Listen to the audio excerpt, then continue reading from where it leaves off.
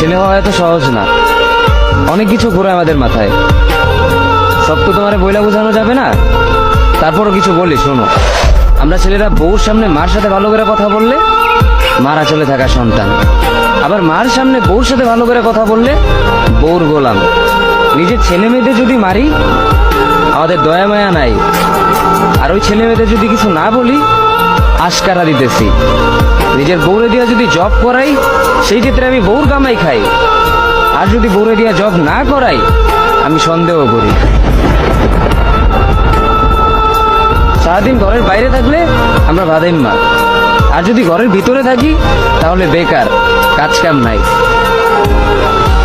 আর এই তোমাদের মেয়েদের গায়ে যদি আমরা ভুলেও টাচ করি না আমরা নির্যাতক, আর যদি তোমরা মেয়েরা আমাদের গায়ে হাত তুলো আমরা কাপুরুষ। আর একটা ছেলে কি বা করে পুরো লাইফে নিজের জন্য?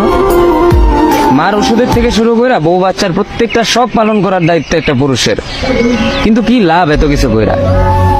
দিন শেষে একটা ভুল করলেই সবাই ভুলা যায় যে কে কি করছে তার জন্য।